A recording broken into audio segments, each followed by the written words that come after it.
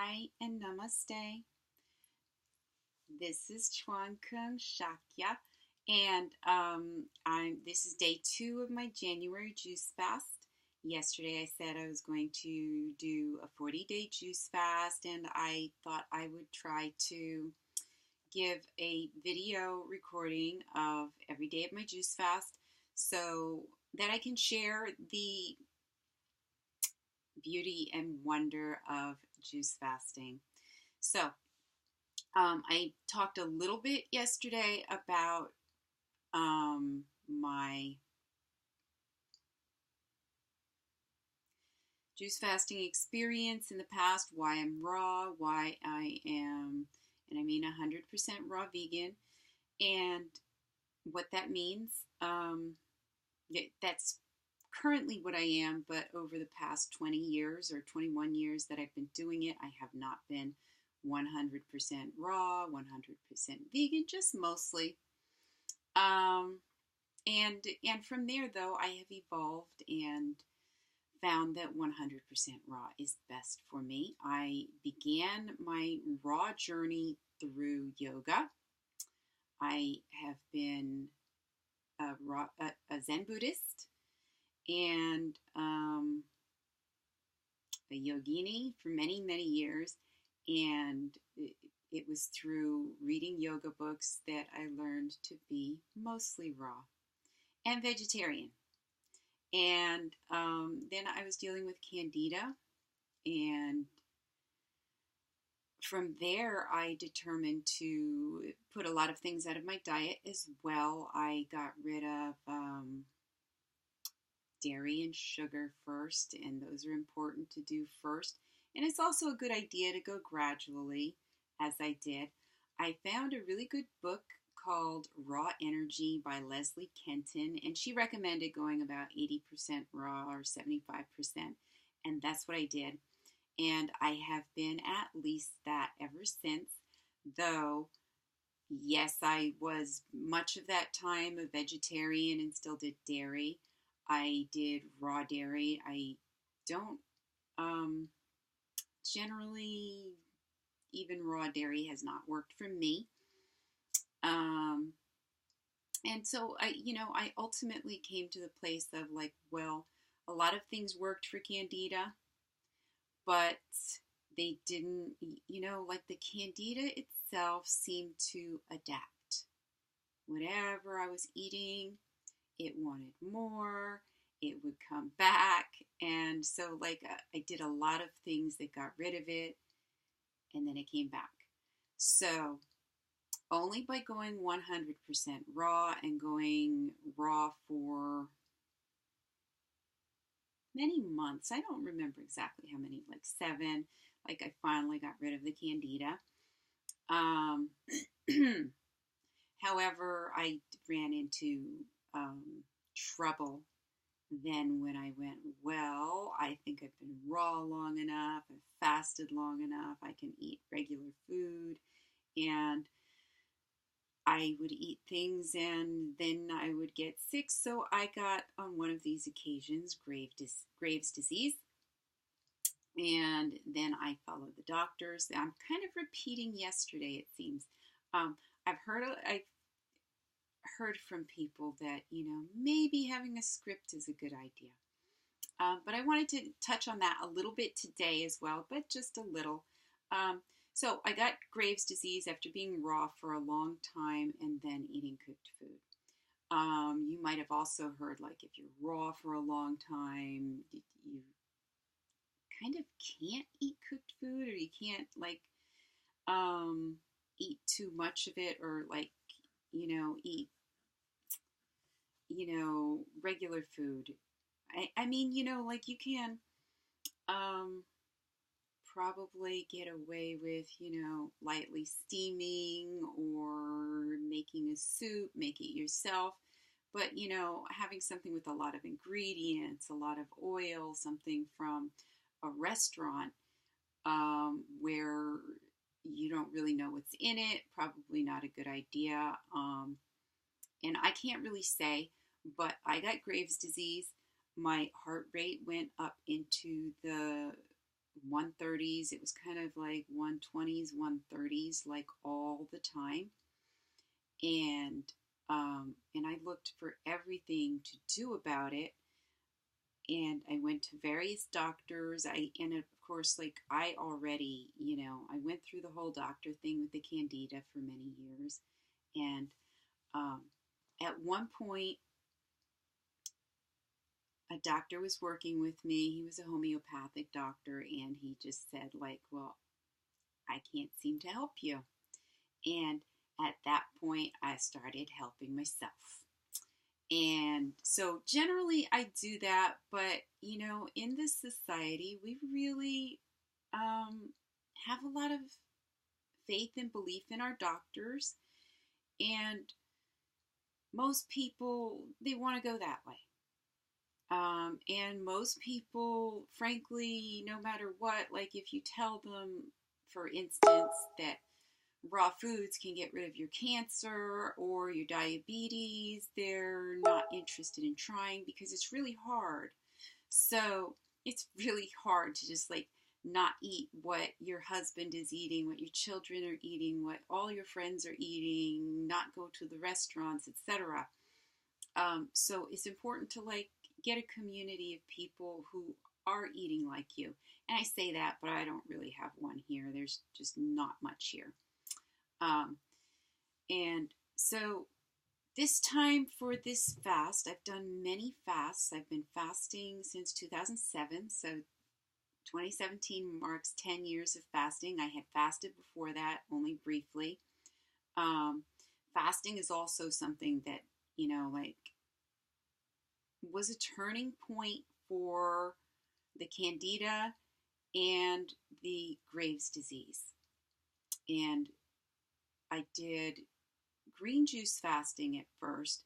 I don't do a lot of green juice fasting now. I mean, I include green juice, but I also include some fruits, some watermelon juice, some apple carrot, apple grape. Usually I put some greens in those juices. So I've done a lot of fasting and I love it. And it's what like really makes the difference and resets everything. So now I was diagnosed with Lyme disease even while I've been raw, and I took 5 weeks of antibiotics. I'm not sure about this, but I was diagnosed with Lyme disease in the past, like 15, 16 years ago, and I did 6 weeks of antibiotics.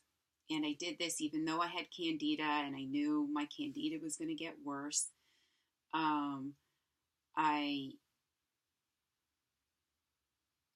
found my own 6 weeks of, or 6 months. Did I say 6 weeks? 6 months of antibiotics.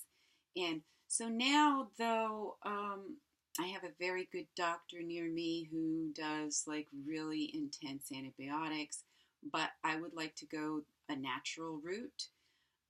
So I tried salt and sea. I'm not sure if it was working or not. I didn't have too much of a reaction, but that said, when I've tried to fast this time, I didn't make it past 2 days. I fasted 2 days. I felt fantastic. And then on the third day, I just had so much detox that I stopped my fast to break the detox.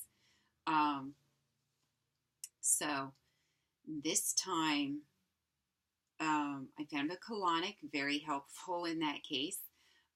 So this time maybe I better get on that colonic right away. And this is like my third time starting, so hopefully it goes well. I've never been good about doing a fast and, saying I'm going to fast for exactly 40 days and just being able to do that. That's one of the reasons I fasted so much, because what works for me is if I'm planning a 40-day fast and I get 10 days in and I don't feel like I should continue, I allow myself to stop it, but then I have to start over again. I sometimes start over again right away, and sometimes I give it some time to like refuel, for me to refuel. Um, so this time I'm not sure I'm going to do a 40-day fast because I am going on a trip and there's good raw food where I'm going, so I might want to eat it. There's not that much good raw food around me, and I don't make that much special raw foods meals. I generally just have salads and fruit, and a little bit of nuts. I keep it really light, and I don't want to like spend the time to make a lot of things. One of the convenient things about being raw is that you can just, go, gee, I'm hungry, I'm going to eat this banana. Um, so I haven't done a lot of making things. When I do, though, they're wonderful. um, and um, So that's about it for today. I just shared more about my Candida and um, Graves disease, and now hopefully I'm going to clear some Lyme disease. Um, I took 5 weeks of antibiotics, and when I was done, I still had some of the symptoms. I had some really intense, very bad symptoms. Um, and I would say that what brought on the symptoms was eating too much dried fruit. That is one of the areas where my diet is not good, and it's really interesting to me, given the general cleanness of my diet, to see what bothers me and how much. So I had been eating too much dried papaya.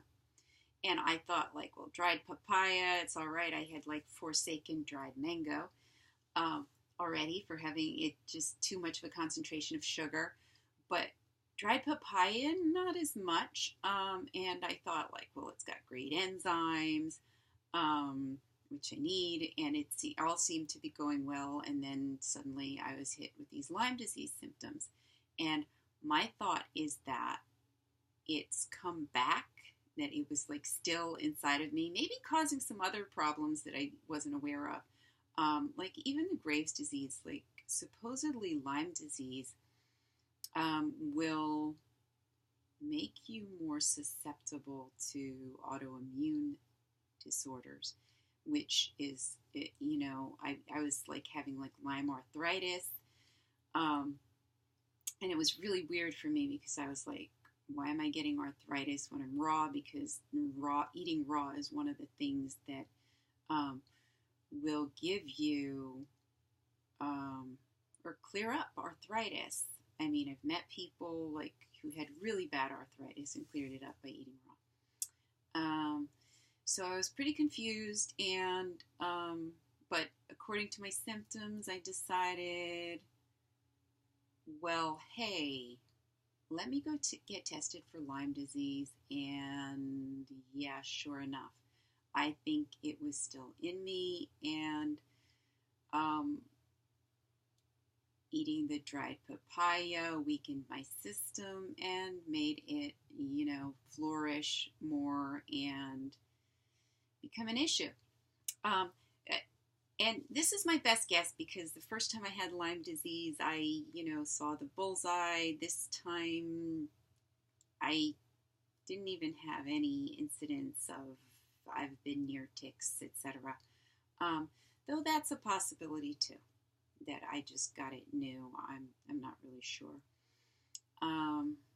So I'm doing this fast, and hopefully my symptoms will get better. I think that what has happened, I think that I have gotten I've been trying a raw protocol of salt and sea, and I wasn't sure that it was doing anything because I wasn't having much effect from it. And maybe that's because I was all raw, of course. But, and it's really remarkable, even like, golly, I was taking 12,000 IU of C daily, and I didn't really notice any difference. But I didn't have any huge detox symptoms. But when I did fast, I fasted for 2 days and everything was great. Third day, like major detox. And again, so like I stopped the fast and I think, and then I did it again. Major detox third day. So tomorrow will be interesting. We'll see how that goes. Okay, I'm going to check out now and go make some more juice. Namaste.